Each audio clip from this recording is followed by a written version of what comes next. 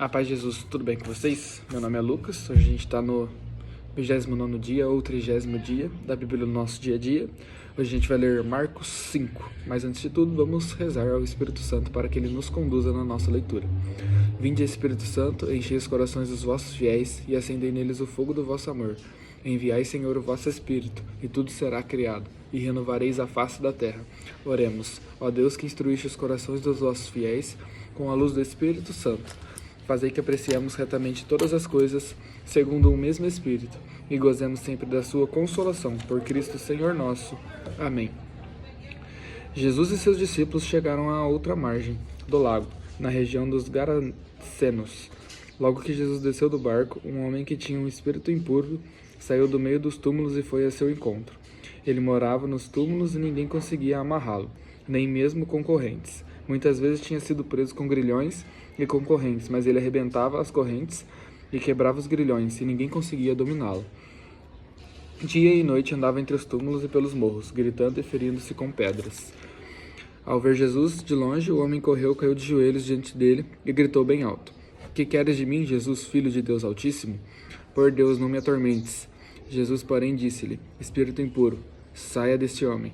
E perguntou-lhe: Qual é o teu nome? Ele respondeu: Legião, é meu nome, pois somos muitos. E suplicava-lhe para que não o expulsasse daquela região. Entretanto, estava pastando no morro uma grande manada de porcos. Os espíritos impuros suplicaram então: Manda-nos entrar nos porcos. Jesus permitiu. Eles saíram do homem e entraram nos porcos. E os porcos, uns 2.000, se precipitaram pelo despenhadeiro no lago e foram se afogando. Os que cuidavam deles fugiram e espalharam a notícia na cidade. E no campo, as pessoas saíram para ver o que tinha acontecido. Chegando onde Jesus estava, e viram o possesso sentado, vestido e no seu perfeito juízo, aquele que tivera o legião e ficaram com medo. Os que tinham presenciado o fato explicavam-lhes o que havia acontecido com o possesso e com os porcos. Então suplicaram Jesus para que fosse embora do território deles. Enquanto Jesus entrava no barco, o homem que tinha sido possesso pediu para que o deixasse ir com ele. Jesus, porém, não permitiu, mas disse-lhe: Vai para casa, para junto dos teus, e anuncia-lhes tudo o que o Senhor, em sua misericórdia, fez por ti. O homem foi embora e começou a anunciar na Decápole tudo o que Jesus tinha feito por ele, e todos ficaram admirados. Jesus passou novamente para outra margem, e uma grande multidão se ajuntou ao seu redor. Ele estava à beira-mar. Veio então um dos chefes da sinagoga, chamado Jairo. Vendo Jesus, caiu-lhe aos pés e suplicava-lhe insistentemente: Minha filhinha está nas últimas. Vem e põe as mãos sobre ela, para que ela fique curada e viva. Jesus foi com ele. Uma grande multidão o acompanhava e o apertava de todos os lados. Estava aí uma mulher que havia 12 anos sofria de hemorragias e tinha padecido muito nas mãos de muitos médicos. Tinha gastado tudo o que possuía e, em vez de melhorar, piorava cada vez mais. Tendo ouvido falar de Jesus, aproximou-se da multidão por detrás e tocou-lhe no manto. Ela dizia: Se eu conseguir tocar a roupa dele, ficarei curada. Imediatamente a hemorragia estancou e a mulher sentiu dentro de si que estava curada da doença. Jesus logo percebeu que uma força tinha saído dele e, voltando-se para a multidão, perguntou: Quem tocou na minha roupa? Os discípulos disseram: Tu vês a multidão que te aperta e ainda perguntas quem te tocou? Ele olhava ao redor para ver quem o havia tocado. A mulher, tremendo de medo ao saber o que lhe havia acontecido, veio, caiu-lhe aos pés e contou toda a verdade. Jesus então disse à mulher: Filha, a tua fé te salvou. Vai em paz e fica livre da tua doença. Enquanto ainda estava falando, chegaram alguns da casa do chefe da sinagoga, dizendo: Tua filha morreu, porque ainda incomodas o mestre? Jesus ouviu a notícia e disse ao chefe da sinagoga: Não tenhas medo, somente crê. Ele não permitiu que ninguém o acompanhasse, a não ser Pedro, Tiago e seu irmão João.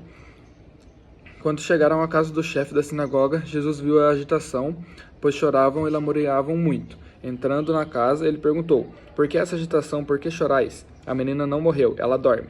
E começaram a zombar dele. Afastando a multidão, levou consigo o pai e a mãe da menina e os discípulos que o acompanhavam. Entrou no lugar onde estava a menina, pegou a menina pela mão e disse-lhe: Talita Cam, que quer dizer, menina, eu te digo, levanta-te. A menina logo se levantou e começou a andar. Já tinha 12 anos de idade, ficaram extasiados de tanta admiração. Jesus recomendou com insistência que ninguém soubesse do caso e falou para que dessem de comer a menina. Palavra da salvação. Glória a vós, Senhor.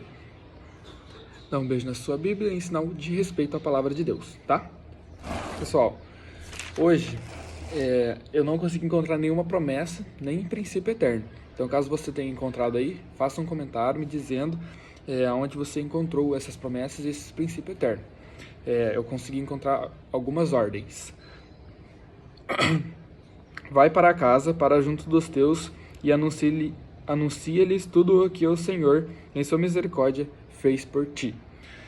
Aqui Jesus manda a pessoa por quem ele fez aquele milagre de tirar os demônios do corpo, para ele ir para a casa dele e anunciar o que o Senhor tinha feito por ele, né? Então, Jesus nos pede para que demos testemunho de sua glória, demos testemunho dos seus feitos, né? Para que assim outras pessoas também possam ter fé. Aqui, filha, a tua fé te salvou, vai em paz e fica livre da tua doença. Ela estava preocupada, achando que Jesus talvez pudesse repreendê-lo por tocá-lo, né, alguma coisa assim. Mas o que Jesus fez foi dizer, fica em paz e fica livre da tua doença. E a sua fé te curou. Então, a gente deve ter fé, a gente deve sempre alimentar a nossa fé para que possamos confiar mais em Deus. E logo depois, ele fala para Jairo, né? Não tenhas medo, somente crê. Então, aquele que crê e espera no Senhor, tem os seus pedidos atendidos. Aqui, se você for ver, tem uma promessa subtendida, né? Ele pede para a gente sempre crer, que aquele que crê será recompensado pela sua crença, né? Menina, eu te digo, levanta-te. Aí Jesus ressuscita a filha de Jairo, né? Então, você vê que naquele não tenhas medo, somente crer, foi como se fosse uma promessa para Jairo. Não tenhas medo, eu irei ressuscitá-la. Então, a gente tem que confiar em Deus e nos planos dele para cada um de nós. Pessoal, foi essas ordens que eu encontrei hoje, não encontrei nenhuma promessa. Tem umas promessas subentendidas durante as ordens, mas promessa mesmo eu não consegui encontrar, tá bom? E nem princípio eterno. Muito obrigado por assistirem. Deixem um comentário, falem o que vocês acharam aí da palavra de hoje. E se vocês encontraram alguma promessa, algum princípio eterno, tá bom? A paz de Jesus, salve Maria e tenham um ótimo dia.